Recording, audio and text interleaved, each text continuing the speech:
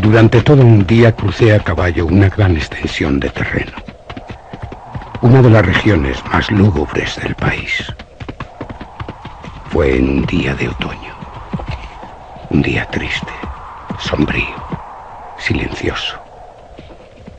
Las nubes, amenazadoramente bajas y opresivamente pesadas, lo oscurecían. Al anochecer, cuando las tinieblas comenzaban a devorar el desolado lugar al que llegué, me encontré a la vista de la melancólica casa Usher. No sé cómo fue, pero al primer golpe de vista que eché al edificio, un sentimiento de insoportable tristeza penetró en mi espíritu. Lo invadió. ¿Por qué insoportable? Porque tal sentimiento de tristeza no era aliviado por otros sentimientos. Esos sentimientos semiagradables, por ser poéticos, con los cuales recibe el espíritu aun las más adustas, austeras imágenes naturales de lo desolado o lo terrible. Contemplé el escenario que tenía ante mí. La casa misma, el elemental paisaje en que ha sido levantada, tan parco. Todo me estremece. Esos muros desnudos, esas ventanas como ojos vacíos, esos ralos juncos, esos pocos troncos de árboles agonizantes. Cuánto deprimen mi ánimo, hunden mi espíritu. ¿Con qué sensación puedo comparar lo que me angustia? Con la del fumador de opio al despertar de su turbador sueño. La que tiene al volver a su existencia cotidiana, cuando retira lenta y horriblemente el velo. Es una frialdad que me hiela el corazón, me abate.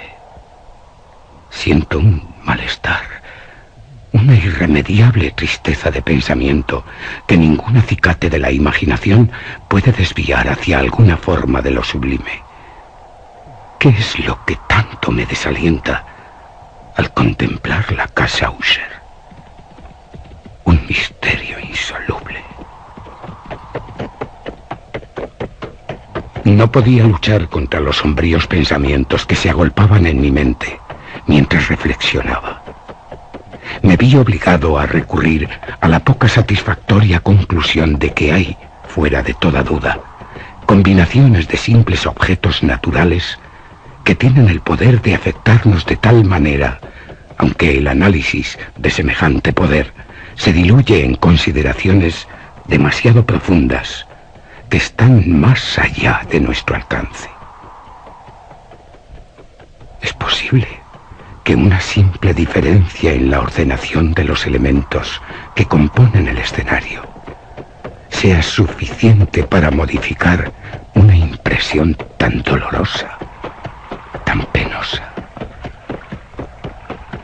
Dirigí mi caballo al borde escarpado de un negro y lúgubre estanque que se extendía con un quieto brillo junto a la casa.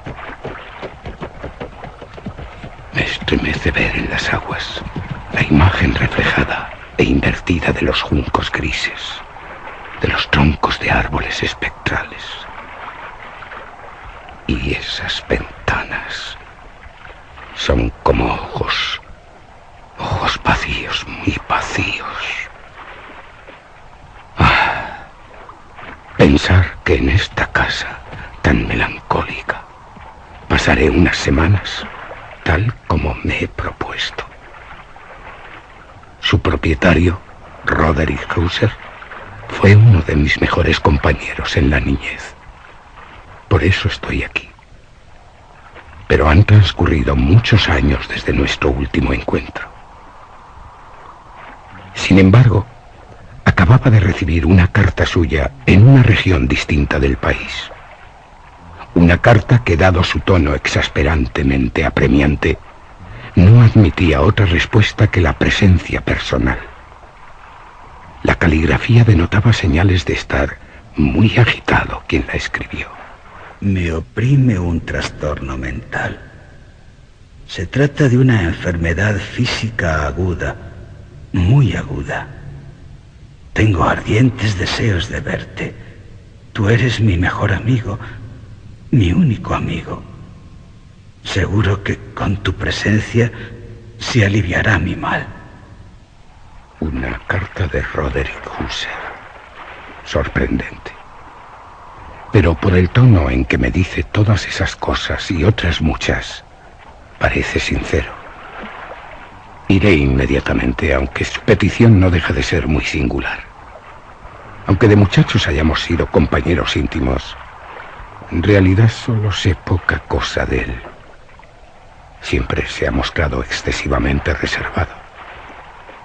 Sé que su antiquísima familia es conocida desde tiempos inmemoriales por una sensibilidad particular de temperamento. Una sensibilidad desplegada a lo largo de varias épocas en numerosas obras de elevadas concepciones artísticas. Y que también se ha manifestado por actos de caridad tan generosos como discretos. Y sobre todo por... sí... sobre todo por una apasionada devoción por las dificultades, quizá más que por las bellezas ortodoxas, tan fácilmente reconocibles siempre, de la ciencia musical.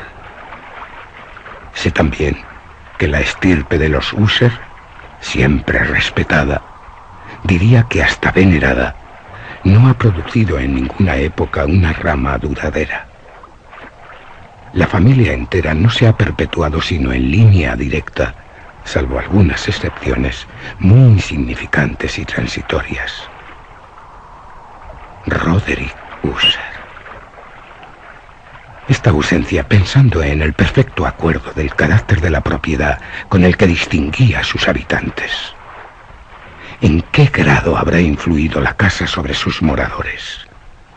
Sí, esta ausencia, quizá de ramas colaterales, y la consiguiente transmisión constante de padre a hijo, del patrimonio junto con el nombre, es la que, al fin, ha identificado tanto a los dos, hasta el punto de fundir el título originario del dominio en el extraño y equívoco nombre de Casa Husser, denominación empleada por los campesinos, y que parece en su espíritu comprender a la familia y a la casa familiar. Pero no debo perder el tiempo. Iré a Husser.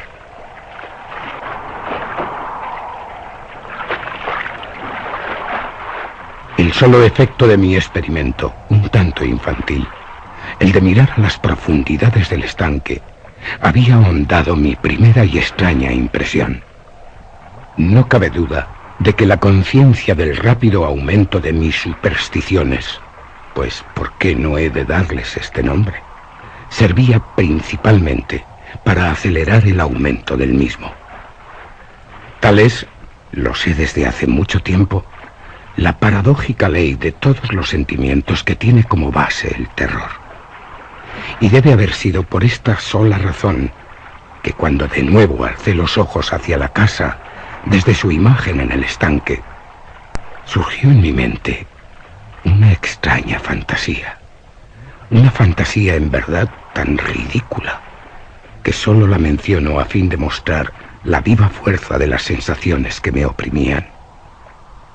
Creía, habiendo excitado mucho mi imaginación, que la casa... no sé cómo, pero la casa y todo el terreno está bajo una atmósfera peculiar. Una atmósfera que no tiene ninguna afinidad con el aire del cielo. Una atmósfera que emana de los árboles marchitos, de los muros grises, del oscuro estanque, tan silencioso. Es un pestilente, sí, un pestilente vapor, opaco, pesado, de color plomizo, apenas perceptible, pero... No, esto tiene que ser un sueño, solo un sueño. Sacúdelo, salta el sueño. Fíjate en el aspecto real del edificio. Diría que su carácter dominante parece ser el de una excesiva antigüedad. La decoloración producida por los siglos es grande. Pequeños, diminutos hongos recubren todo el exterior de la mansión. La tapizan a partir del techo con una tela curiosamente bordada. Pero todo ello no implica ningún deterioro extraordinario. No ha caído parte alguna de la mampostería y parece haber una extraña incongruencia entre la perfecta adaptación de todas sus partes y el estado particular de las piedras desmenuzadas. En este aspecto me recuerda mucho la engañosa integridad de viejos maderajes que se han podrido tras largos años en una cripta olvidada donde no entra un soplo de aire externo. Aparte de este indicio de ruina general, la estructura da pocas señales de inestabilidad.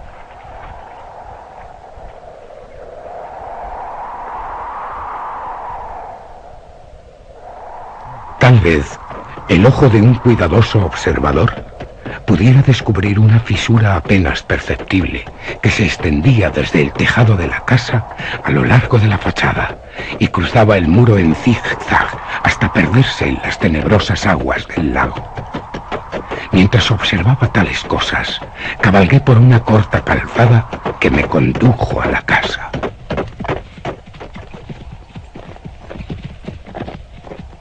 Un sirviente que aguardaba tomó mi caballo y entré en la casa, quedando bajo la bóveda gótica de su vestíbulo.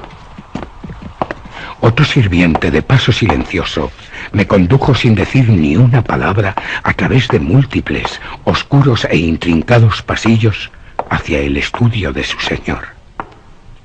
Muchas cosas que encontré durante ese paseo contribuyeron, no sé cómo, a acrecentar las sensaciones vagas que había tenido.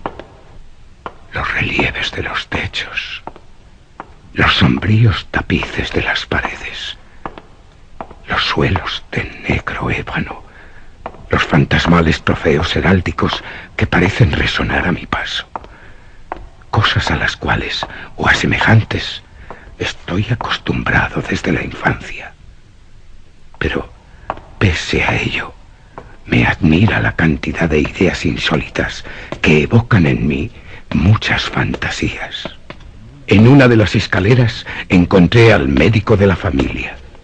La expresión de su rostro, según me pareció, tenía una mezcla de malignidad, de baja astucia y de perplejidad. El sirviente abrió una puerta y me dejó en presencia de su señor. Roderick Usher. La habitación en la que me encontraba era muy grande y muy alta de techo. Las ventanas largas, estrechas y a tal distancia del negro entablado de roble que era imposible llegar a ellas. Débiles fulgores de luz carmesí se abrían paso a través de los cristales enrejados y servían para diferenciar suficientemente los principales objetos. Los ojos, sin embargo, luchaban en vano para alcanzar los más remotos ángulos de la habitación o en llegar a los huecos del techo abovedado y esculpido. Sombrías colgaduras tapizaban las paredes. El mobiliario general era extravagante, incómodo, antiguo y deteriorado. Por todos los lados había muchos libros e instrumentos musicales en desorden, sin lograr dotar de vitalidad a la escena. Respiro una atmósfera de dolor. Eso es lo que siento. Un aire de dura, profunda e irremediable melancolía. Un aire que todo lo envuelve, que penetra en todo, también en mí. A mi llegada, Usher se levantó de un sofá en el que estaba tumbado y me acogió con calurosa vivacidad. Pensé al principio que era exagerada, de constreñido esfuerzo de hombre de mundo aburrido, ya cansado. Oh, amigo mío, mi buen amigo, sabía que vendrías, sabía que responderías personalmente a mi petición. Roderick, hace tanto tiempo... Mucho, sí, mucho tiempo. Pero aunque pasaran siglos, nunca me olvidaría de quien fue mi mejor amigo. Nunca me olvidaría de ti. Pero pasa, tengo que contarte muchas cosas. Y algunas de ellas son terribles. Una mirada a su rostro me había convencido de su sinceridad. Nos sentamos y durante unos momentos pensé: no puedo sentir otra cosa que en parte compasión y en parte espanto. Nunca hombre alguno cambió de una manera tan terrible y en tan poco tiempo como Roderick Usher. A duras penas pude llegar a admitir la identidad del ser exangüe que tenía ante mí con el compañero de mi niñez. El carácter de su fisonomía siempre había sido notable. Una nariz de molde hebraico, muy delicada, pero de una anchura de ventanas que concuerda raramente con tal forma. Un mentón de modelo encantador, pero que, por su falta de saliente, acusaba una falta de energía moral. Unos cabellos de suavidad y tenacidad de tela de araña.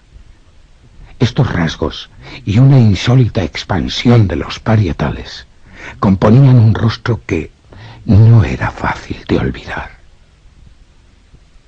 Pero ahora la simple exageración del carácter dominante, de esas facciones y de su expresión habitual, revelan un cambio tan grande que dudo quién es la persona que tengo ante mí.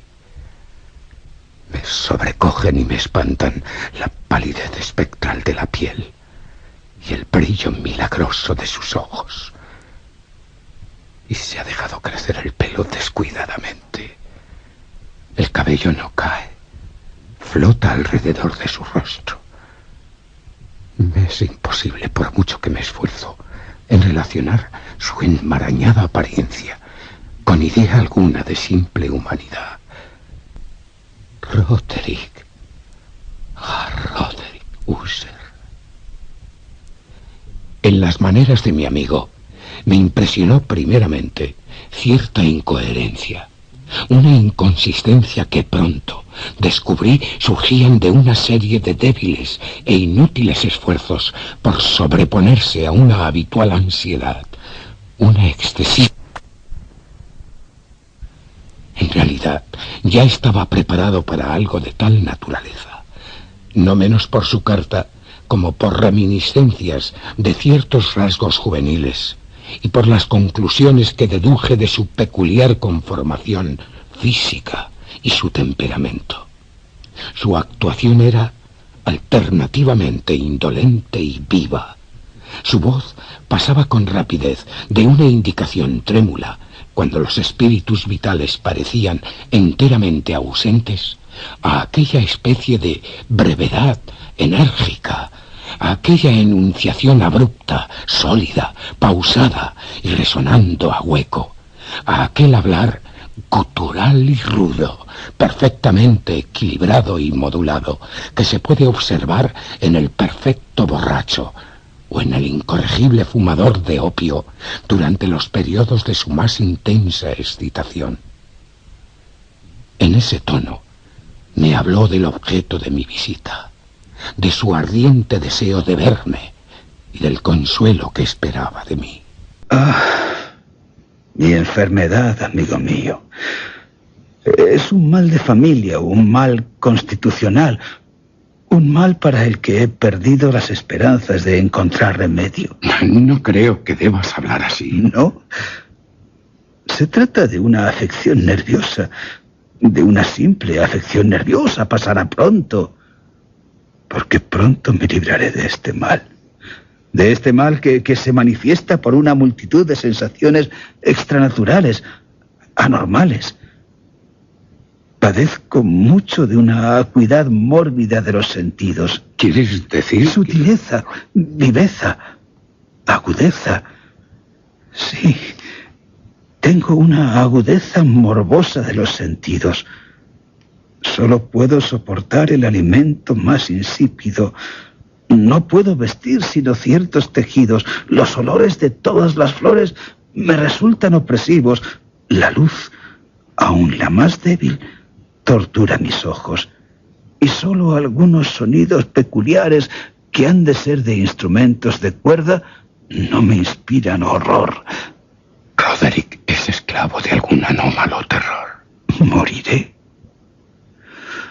Tengo que morir de esta deplorable locura. Pero, amigo, tú no puedes asegurar... Así, y no de otro modo. Así pereceré. Temo los acontecimientos futuros, no por ellos mismos, sino por sus resultados. Tiemblo. Me estremezco al pensar en cualquier incidente, incluso el más trivial, que obrara sobre esta intolerable agitación de mi alma. No tengo verdaderamente horror del peligro. No lo aborrezco, salvo en su efecto absoluto. ¿Qué efecto? El terror.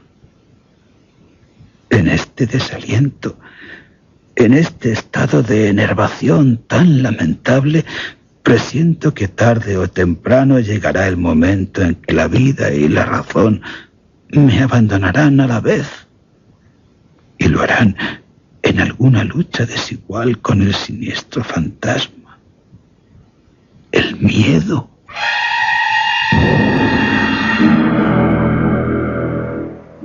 ¿El miedo? Sí, amigo mío. El miedo. El más torvo de los fantasmas. Y sobre esta casa... ¿Qué? Hace muchos años que no he salido de ella. Influye en mí. Tiene una energía que me estremece. ¿La casa, dices, Roderick? El físico de la casa. Sus muros grises, los sombríos torreones, el negro estanque en el que se refleja todo el edificio. Todo. Sí, todo ha influido en mí, en lo moral de mi existencia. Roderick está dominado por una superstición, la de que una influencia de la simple forma y materia de la casa han ejercido sobre su espíritu. En lo moral de mi existencia, sí, aunque no obstante, gran parte de la peculiar melancolía que me afecta debe ser atribuida a un origen mucho más natural, mucho más real. ¿De qué se trata? De la grave y prolongada enfermedad de mi hermana. Una enfermedad cruel, ya desde hace mucho tiempo. La muerte de mi querida hermana es algo cercano. Pero, Roderick, anticipada... No hay que engañarse. Morirá en breve. Oh, mi hermana, tiernamente querida. Mi única compañera desde hace largos años. Mi último y único pariente en la tierra. Su fallecimiento me dejará indefenso, frágil, desesperado, totalmente solo. Seré el último miembro de la antigua estirpe de los Usher, de la raza de los Usher. Su hermana, Lady Madeline, acaba de pasar sin darse cuenta de mi presencia por una parte alejada de nosotros, de la habitación. La verdad es que me asombra y me atemoriza Lady Madeline. Una puerta se ha cerrado tras ella. Busco instintiva y ansiosamente el rostro de Roderick con mis asombrados ojos. Pero él tiene su rostro hundido entre las manos. Solo puedo ver que una palidez mayor que la habitual se ha extendido por sus dedos enflaquecidos. Y entre ellos resbalan copiosas y apasionadas lágrimas. La enfermedad de mi hermana. Hace tiempo que se burla de los médicos. Una constante apatía. un agotamiento gradual de su persona y crisis frecuentes, ¿sabes? Aunque pasajeras, de un carácter casi cataléptico. Ese es el insólito diagnóstico. Roderick. Hasta ahora ha soportado con firmeza la carga de su enfermedad, negándose a guardar cama, pero al llegar tú has sucumbido al poder aplastante de esa fuerza destructora. Temo que la rápida visión que de ella acabo de tener habrá sido la última, que nunca más volverá a verla, por lo menos en vida. Ni Ussher ni yo durante varios días mencionamos el nombre de Lady Madeline. En ese tiempo estuve ocupado en serios intentos para aliviar la melancolía de mi amigo. Pintábamos y leíamos juntos, o yo escuchaba, como en un sueño, las extrañas improvisaciones de su conmovedora y elocuente guitarra. Y así, a medida que una intimidad cada vez más estrecha me introducía sin reserva en lo más recóndito de su alma, aún con más amargura, entendía la inutilidad de todo esfuerzo por animar a una mente desde la cual la oscuridad, como si fuera una cualidad inherente y real, se derramaba sobre todos los objetos del universo físico y moral en una incesante irradiación de tinieblas. Siempre guardaré en la memoria el recuerdo de las muchas horas solemnes que pasé solo con el dueño de la casa Ussher. Sin embargo, no lograría comunicar una idea exacta del carácter de los estudios o de las actividades en las cuales me envolvía o cuyo camino me enseñaba. Una idealidad ardiente, excesiva, mórbida, proyectaba un fulgor, una luz sulfurosa sobre todas las cosas. Sus largas y fúnebres improvisaciones resonarán eternamente en mis oídos. Entre otras cosas, recuerdo dolorosamente cierta paráfrasis singular, una perversión del aire, algo raro, además del último vals de von Weber. En cuanto a las pinturas que incubaba su laboriosa fantasía y que alcanzaban, pincelada tras pincelada, una vaguedad que me daba escalofríos. Escalofríos tanto más penetrantes, cuanto que yo me estremecía sin saber por qué. En cuanto a sus pinturas, tan vivientes para mí que aún tengo sus imágenes en mis ojos, en vano trataría de extraer de ellas una muestra suficiente que pudiera mantenerse en el compás de la palabra escrita. Con la absoluta sencillez, con la desnudez de sus diseños, él atraía y hasta intimidaba la atención. Si jamás mortal alguno pintó una idea, ese mortal fue Roderick Ussher. Para mí, por lo menos, en las circunstancias que me rodeaban entonces, surgía de las puras abstracciones que el hipocondríaco lograba plasmar en el lienzo con una intensidad de intolerable temor reverente, del cual jamás he sentido ni una sombra al contemplar. Incluso las ensoñaciones, ciertamente brillantes, pero demasiado concretas, de Fuseli. Una de las fantasmagóricas concepciones de mi amigo, que no participaba con tanto rigor del espíritu de abstracción, puede ser vagamente esbozada, aunque de una manera indecisa, débil en palabras. Era un pequeño cuadro. ¿Qué representa? Ah, sí, el interior de una bodega, o un subterráneo inmensamente largo, rectangular, con las paredes bajas, pulidas, blancas, sin ningún adorno, sin ninguna interrupción. Una cripta, un túnel. Ciertos toques accesorios de la composición sirven para hacer comprender que la bodega, la cripta, el túnel, se encuentran a una gran profundidad, realmente excesiva bajo la superficie de la tierra. No se ve salida alguna en todo su inmenso recorrido, en toda su extensión. Tampoco hay ninguna antorcha, ni ninguna otra fuente artificial de luz. Sin embargo, una efusión de intensos rayos de luz lo bañan todo, de un lado a otro. Lo hace con un gran esplendor, un esplendor fantástico, espectral, inadecuado para el extraño lugar. Ya he dicho algo del estado mórbido del nervio acústico que hacía intolerable para el desgraciado cualquier música, salvo ciertos efectos de los instrumentos de cuerda.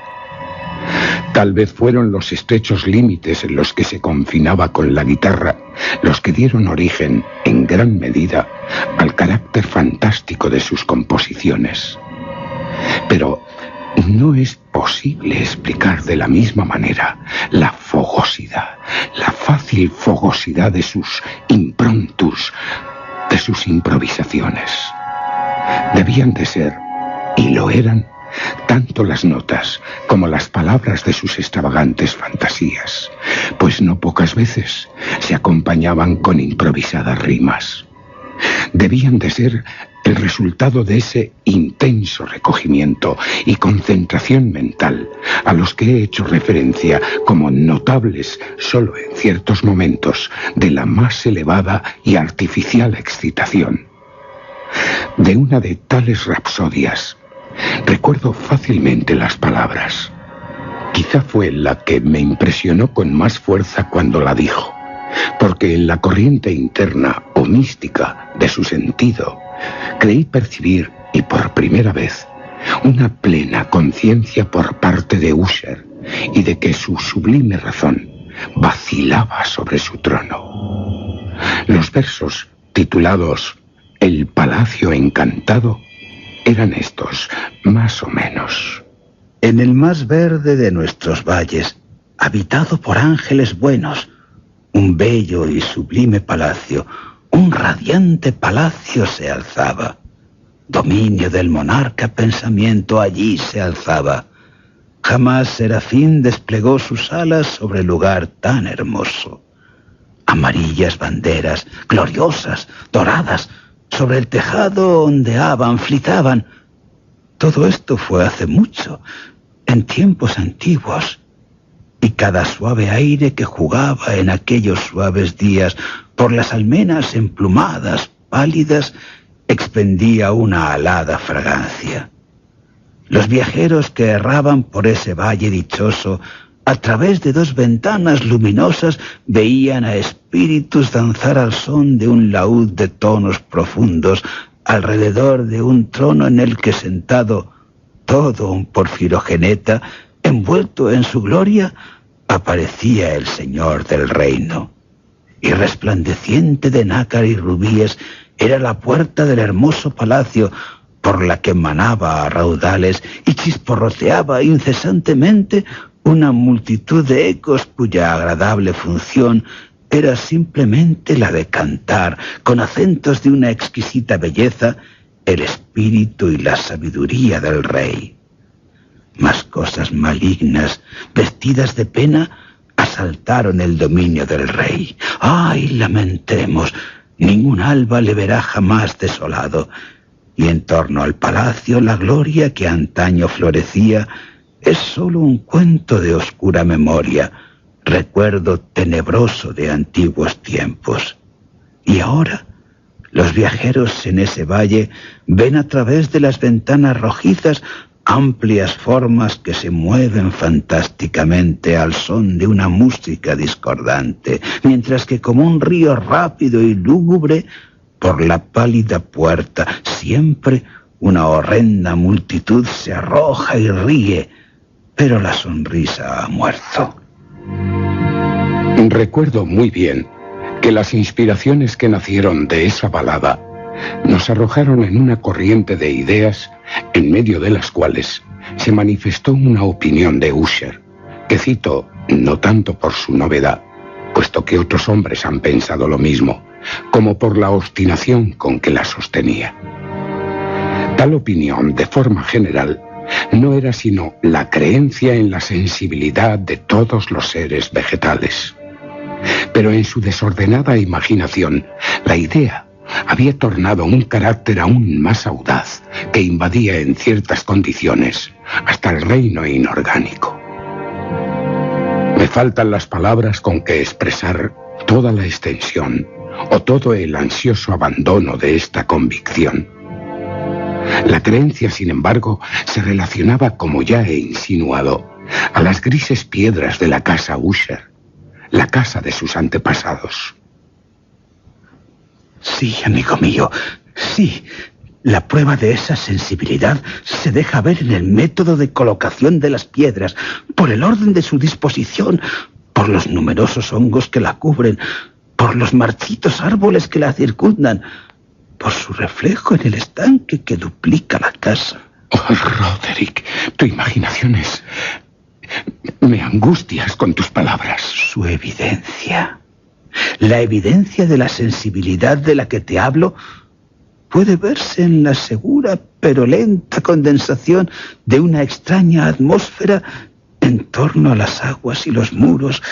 Me estremece lo que dice. Es el resultado discernible en esa influencia muda, pero insistente y terrible, que desde hace tantos siglos ha modelado los destinos de mi familia, haciendo de mí lo que ahora tienes ante ti, haciéndome tal como ahora soy. La casa Usher. Esta casa me hace ser así, y en ella no tardará en morir mi hermana.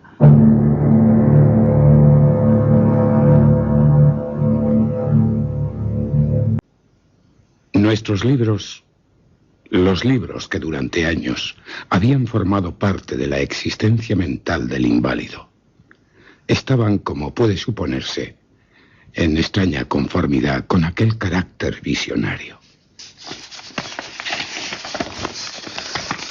Leíamos juntos con atención obras como Berber et Chartres, de Gresset, Belphegor, de Machiavelli, Cielo e Infierno, de Swevenor, Viaje subterráneo, de Nicolas Clinun, de Holberg, Quiromancia, de Robert Fludd, Jean d'Indaginé y de la Chambre, El viaje a la azul distancia, de Tieck, y La ciudad del sol, de Campanella. Uno de los volúmenes preferidos era una pequeña edición en octavo del Directorium Inquisitorum, por el dominico Imerico de Gerona. Y había pasajes en Pomponio Mela acerca de los sátiros y egipanes, seres fabulosos, mitad cabra, mitad hombre, sobre los cuales se ensimismaba Roderick durante algunas horas. Con todo, su principal deleite lo hallaba en la detenida lectura de un extraordinario, raro y curioso libro en cuarto gótico, el Vigiliae Mortuorum Secundum Chorum Ecclesiae Maguntinae, el manual de alguna iglesia olvidada. No podía menos de pensar en el extraño ritual de esta obra y de su probable influencia en el hipocondríaco de Roderick, cuando, en una tarde... ¡Ah! ¡Pasa, Roderick! ¡Qué extraño! Estás muy pálido. ¿Te encuentras mal? Mi hermana.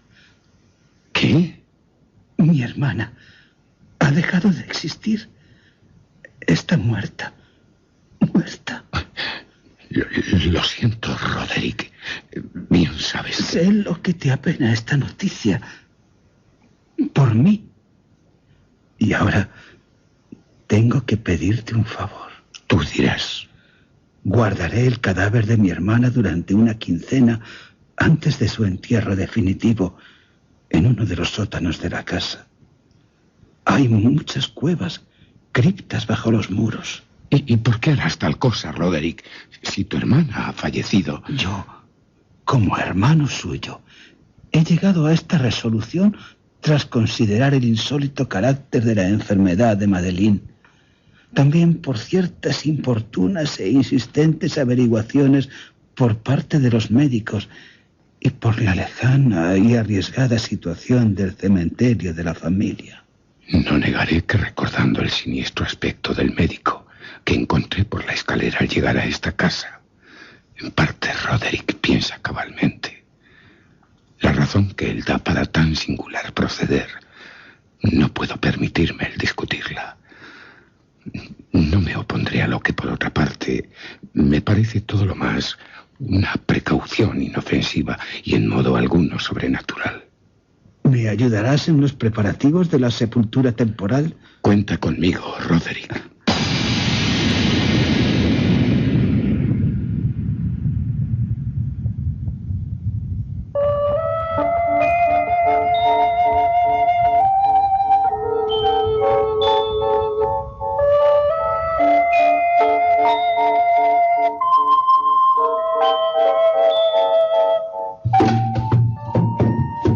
Tras poner el cuerpo de Lady Madeleine en el ataúd, los dos solos la llevamos a su lugar de descanso. El sótano donde la colocamos había estado tanto tiempo sin abrirse que nuestras antorchas, medio apagadas en su asfixiante atmósfera, no nos daban ocasión para examinar sus pormenores. Era una cripta reducida, húmeda y desprovista por completo de medio alguno para la entrada de la luz. Este sótano estaba situado a gran profundidad, inmediatamente debajo de aquella parte de la casa donde se hallaba la habitación en que yo dormía. Había servido, según parecía en remotos tiempos feudales, para el peor fin, el de una mazmorra, y en tiempos más próximos, como polvorín, o para guardar otras materias muy combustibles, porque una parte de su suelo y todo el interior de un largo corredor abovedado por donde llegamos a él habían sido cuidadosamente forrados de cobre. Aquí es.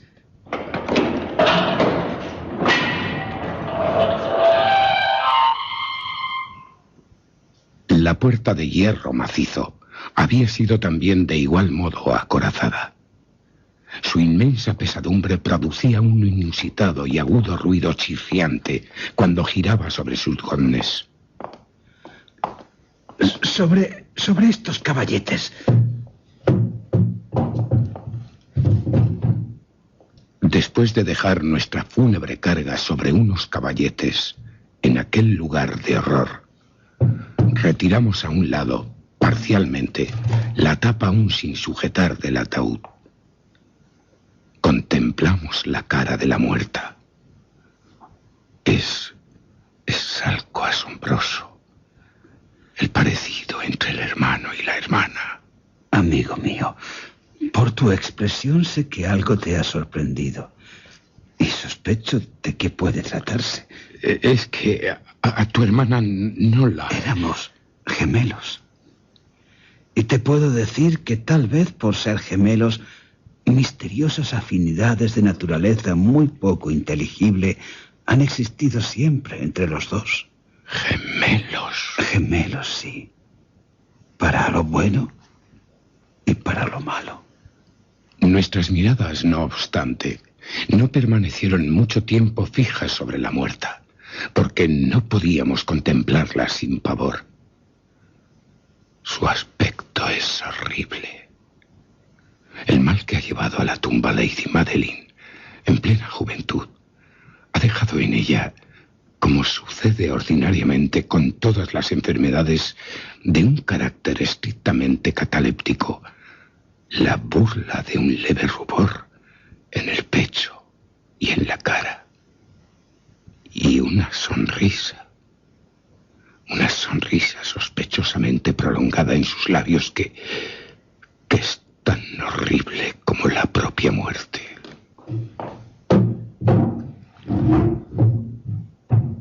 Volvimos la tapa a su sitio. La clavamos.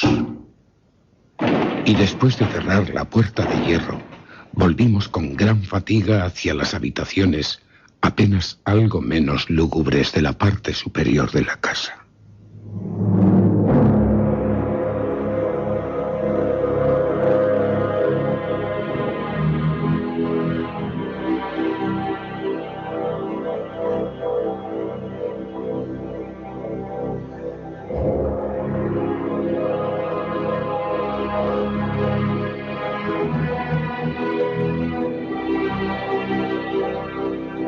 Pasados algunos días de amarga pena, se efectuó un cambio notable, muy visible, en el desorden mental de Roderick. Su modo de ser se ha desvanecido. Es otro. Ha descuidado sus habituales ocupaciones. Leer, escribir, pintar, componer. Vaga de habitación en habitación con pasos precipitados, desiguales, sin rumbo. La palidez de su semblante ha adquirido un matiz aún más lívido, algo que no parecía que fuera posible. La luminosidad brillante de sus ojos ha desaparecido por completo, se ha apagado, y la ronquera que de vez en cuando velaba su voz ya no la oigo nunca. Y un tono trémulo, de trémulo gorgoteo, como de extremado terror, caracteriza su pronunciación. Hubo momentos, en realidad, en que pensé que su espíritu, incesantemente agitado, estaba torturado por algún secreto abrumador, sofocante, muy opresivo. Un secreto que no se atrevía a revelarlo, que no tenía ningún ánimo para ello. Otras veces tenía que opinar simplemente que se trataba de las rarezas de la locura, y es que le veía mirando al vacío durante largas horas, en la actitud de la más profunda atención, como si escuchara un ruido, pero un ruido imaginario, un imaginario sonido. No era de extrañar que su estado me aterrorizase, me contagiase.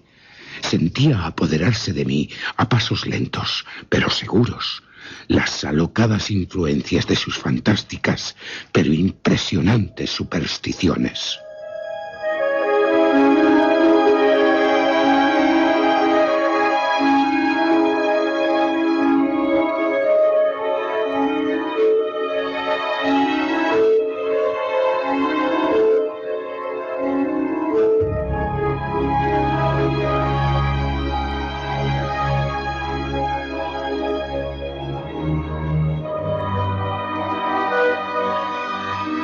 Aconteció al retirarme a dormir tarde a altas horas de la noche del 7º u 8º día, después de haber depositado a Lady Madeline en la cripta, algo espantoso. Experimenté de modo especial y con plena fuerza el poder de las sensaciones, de los sentimientos que tenía Roderick Usher.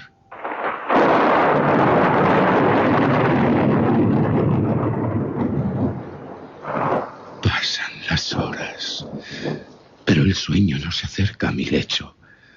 En cambio, las horas, una a una, caen y caen en esta noche tormentosa. Pese a luchar contra la nerviosidad que me domina, intentando implantar la razón, nada logro. Tal vez, puede que mucho de lo que siento, o todo, sea debido a la influencia del tétrico mobiliario de esta habitación, de las negras y deterioradas colgaduras que, atormentadas en su movimiento por el soplo de la tempestad, ondean desordenadamente hacia uno y otro lado de las paredes para rumorear alrededor de los adornos del lecho. Pero aunque pienso tal cosa, mis esfuerzos por librarme de un estado de agitación nerviosa siguen siendo vanos. Siento que un irreprimible temor invade gradualmente todo mi ser.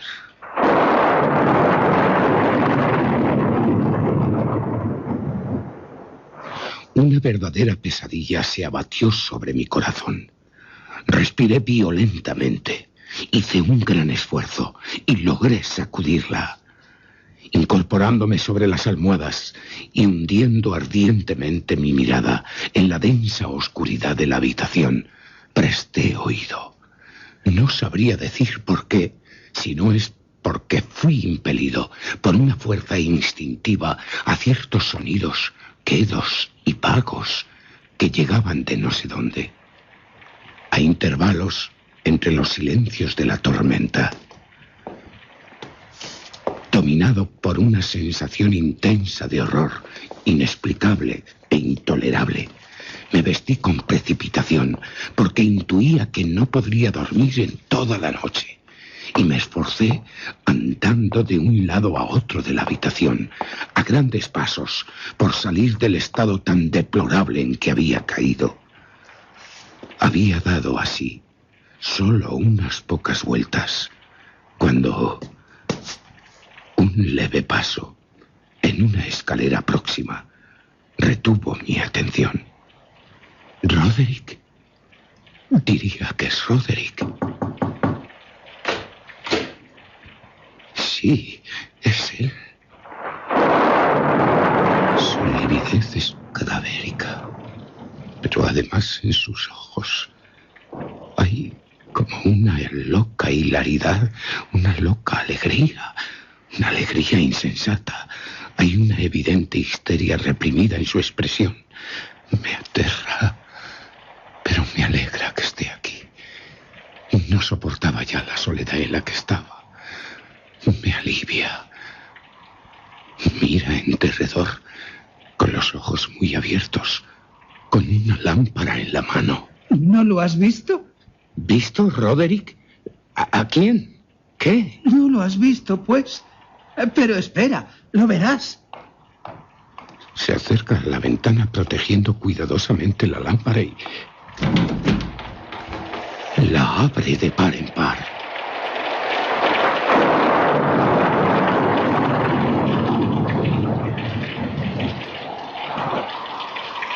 La impetuosa furia de la ráfaga de viento que entró casi nos levantó en el aire.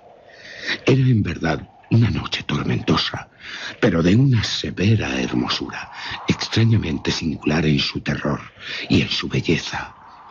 Probablemente se había concentrado un torbellino en nuestros parajes, porque había cambios frecuentes y violentos en la dirección del viento, y la excesiva densidad de las nubes, tan bajas que pesaban sobre los torreones de la casa, no nos impedía ver tal fenómeno.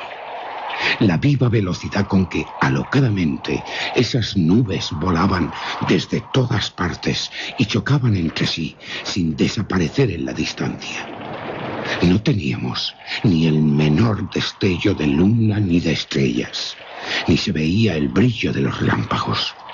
Pero las superficies inferiores de las enormes masas de agitado vapor, así como todos los objetos terrestres que estaban inmediatamente a nuestro alrededor, relucían a la luz sobrenatural de una exhalación gaseosa que se cernía en derredor de toda la casa.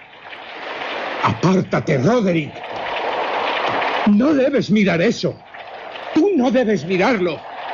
¡Retírate de la ventana! Lo que veo... Yo creo que... Estas apariencias que te confunden y enajenan no son más que puros fenómenos eléctricos bastante comunes. O tal vez tengan su origen en el mismo centro del pútrido estanque. Cerraremos la ventana, Roderick. El aire es muy frío, peligroso para tu salud. Mejor así. Ven. Siéntate, Roderick. Aquí tengo una de tus novelas predilectas. Te la leeré. Así pasaremos juntos esta terrible noche. Matriz, de Sir Lancelot Canning. He dicho más en broma que en serio que es uno de los favoritos de Roderick. Pero a decir verdad, poco hay en él, en su texto tan falto de imaginación, que pueda interesar a mi amigo, cuya idealidad es tan alta. No obstante, es el único libro que tengo a mano, así que... Acariciaba una vaga esperanza de que la agitación que alteraba a mi hipocondríaco amigo pudiera hallar un alivio en aquellas exageradas locuras que iba a leerle. La historia de los trastornos mentales está llena de semejantes anomalías. A juzgar por el aire de interés extrañamente tenso con que escuchaba o simulaba escuchar las frases de la narración, hubiera podido felicitarme por el éxito de mi idea. Había llegado a un conocido pasaje de la novela. En él, Ethelred, el héroe de la obra, tras haber intentado por las buenas ser admitido en la mansión de un ermitaño, se decide a hacerlo por la fuerza. Y Ethelred, quien por naturaleza tenía un corazón valiente y que además se sentía fortalecido por la virtud del vino que había bebido, ya no se entretuvo más en palabras con el ermitaño, el cual era en realidad de índole tozuda y maliciosa, sino que, sintiendo la lluvia en sus espaldas y temiendo que estallase la tormenta, alzó su maza sin pensarlo más y a porrazos pronto abrió paso en el tablazón de la puerta con su mano enguantada, y entonces, tirando vigorosamente, lo rajó y lo destrozó y arrancó todo a pedazos, de modo que el ruido seco y retumbante de la madera repercutió temerosamente por todo el bosque. Un momento. Diría que de alguna parte de la casa, alejada de aquí, creo que me llega un ruido. Parece ser como el rajar y destrozar que Sir Lancelot ha descrito con tanto detalle. Un ruido como el que acabo de leer que hizo Ethelred al destrozar el tablazón de la puerta. No puede ser. Se trata de una coincidencia, solo eso. Mi imaginación un tanto excitada me ha engañado. Los ruidos que en verdad oigo son los producidos por la tormenta. Continuaré leyendo. Roderick parece esperar atento a que lo haga. Pero el buen campeón Ethelred, al entrar, se quedó sumamente enojado y asombrado al no hallar señales del maligno ermitaño.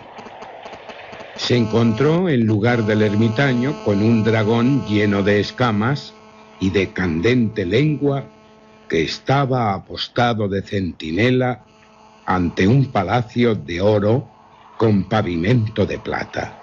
De la pared colgaba un escudo de reluciente bronce con esta leyenda grabada: el que aquí entre será el vencedor.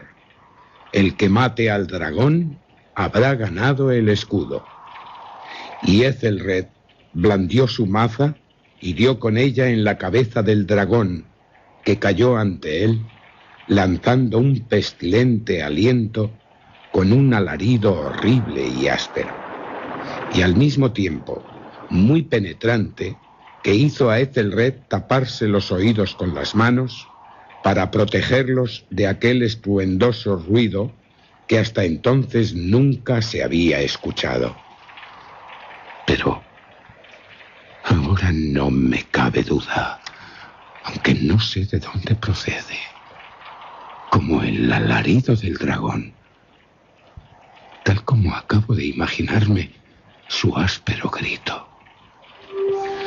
Oprimido, como sin duda lo estaba, en el momento de esa segunda y muy extraordinaria coincidencia, por 1000 sensaciones contradictorias, entre las cuales dominaban una sorpresa y un terror extremos, conservé, no obstante, bastante presencia de espíritu para evitar el excitar con una observación cualquiera la sensibilidad nerviosa de mi amigo.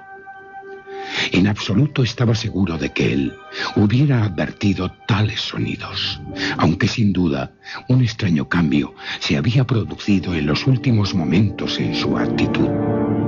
Había estado sentado frente a mí, pero gradualmente había ido volviendo su silla hasta quedar de cara a la puerta de la habitación, por lo que, aunque me esforzara, solo podía ver en parte sus facciones, aunque observé que sus labios le temblaban como si estuvieran murmurando palabras imperceptibles.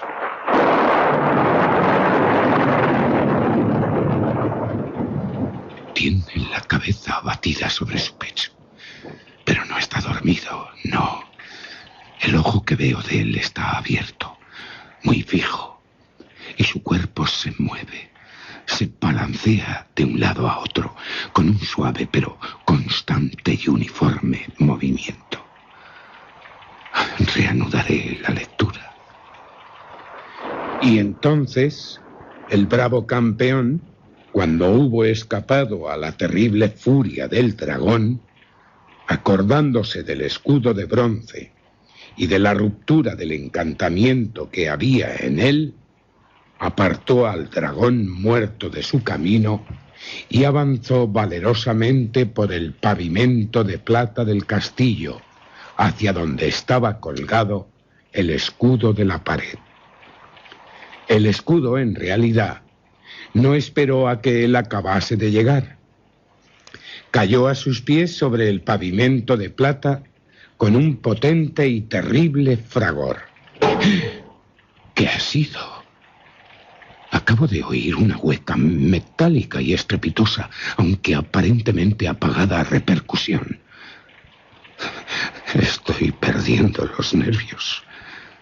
En cambio, Usher sigue igual, mirando fijamente ante sí. En su cara hay una rigidez pétrea. Roderick. Le tocaré. Se ha estremecido. Tiembla una sonrisa en sus labios. ¿Qué dices, Roderick? Creo que no tiene conciencia de que estoy a su lado. Roderick, no has oído nada. Roderick. ¿Que si lo oigo? Sí, lo oigo. Y lo he oído. Largamente. Mucho. Durante mucho tiempo. Mucho tiempo. Mucho tiempo. Muchos minutos. Muchas horas. Muchos días. Oh, sí, lo he oído. Pero no me atrevía. Ten lástima de mí. Soy un miserable desventurado. Un pobre desgraciado. Sí, amigo. No me atrevía. No me atrevía a hablar. No me atrevía a decir nada. Pero ahora, en esta noche, Ethelred. Ethelred, el héroe de la novela que estoy leyendo. ¿Qué tiene que ver con todo esto? Ethelred. Y esta noche, la puerta de la ermita hundida, el horrible estertor del dragón, el retumbar del escudo. ¡Ah, no!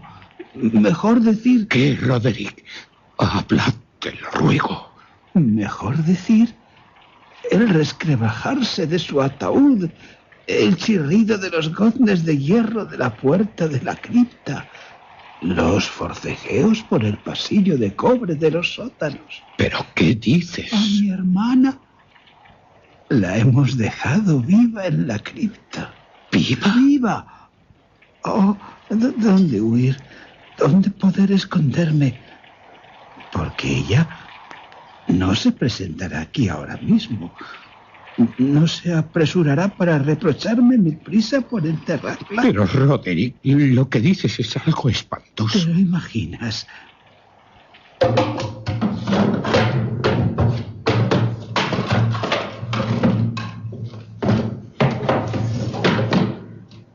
Tener que romper el ataúd con las manos, arañando la tapa, dándole golpes hora tras hora. tener que abrir la puerta de la cripta, chirriando espantosamente sus goznes de hierro y tan pesada. Sus forcejeos, su lucha dentro del pasillo blindado de cobre. ¿Te lo imaginas?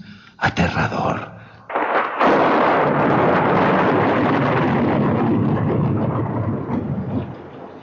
¿Y ahora dónde podré esconderme?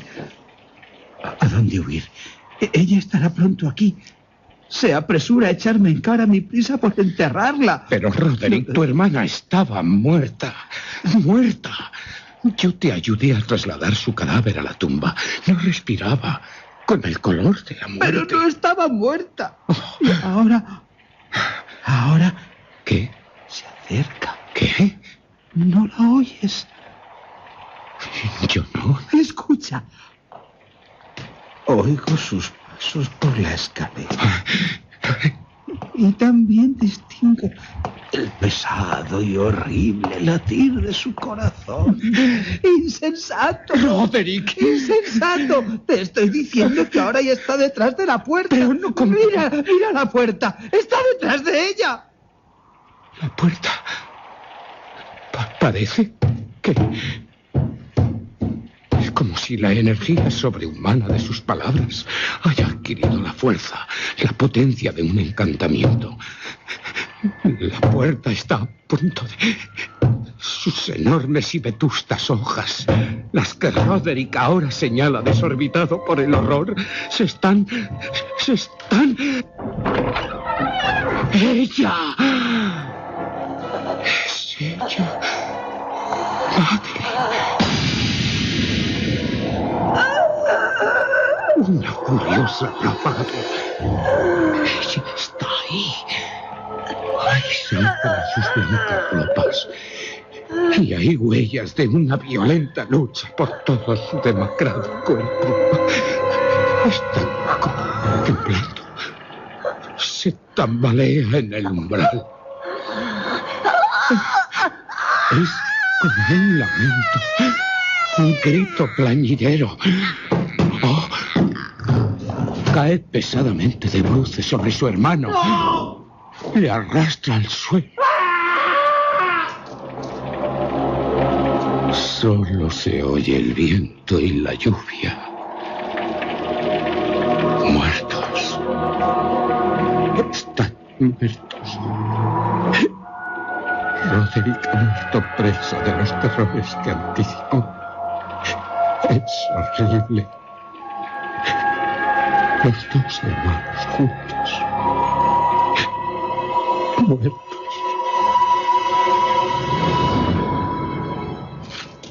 Huí aterrado de aquella habitación. Intentaba despavorido dejar atrás, muy atrás, la casa. Me encontré sin saber cómo había llegado cruzando la vieja calzada.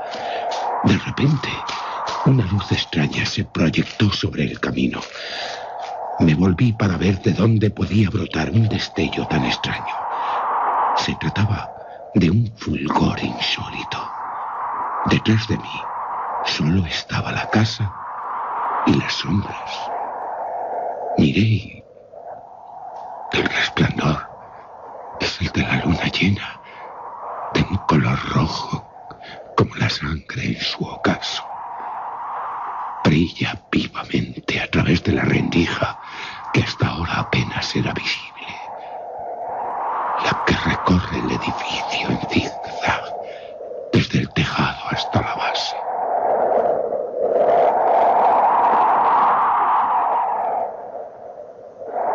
Oh, la fisura se ha ensanchado. Se abre más y más rápidamente. Sopla una ráfaga de veloz torbellino. Es como si el globo entero de la luna estallara ante mis ojos. Es horrible. Mi cabeza me da vueltas mientras se desploman los poderosos muros. Se precipitan partidos en dos. Es como un ruido prolongado, un estrépito igual de tumultuoso que el de la voz de 1000 cataratas. profundo y cenagoso estanque se cierra siniestra, torvamente a mis pies, sobre las ruinas de la casa Usher, sobre sus restos, sus fragmentos, sobre la casa Usher.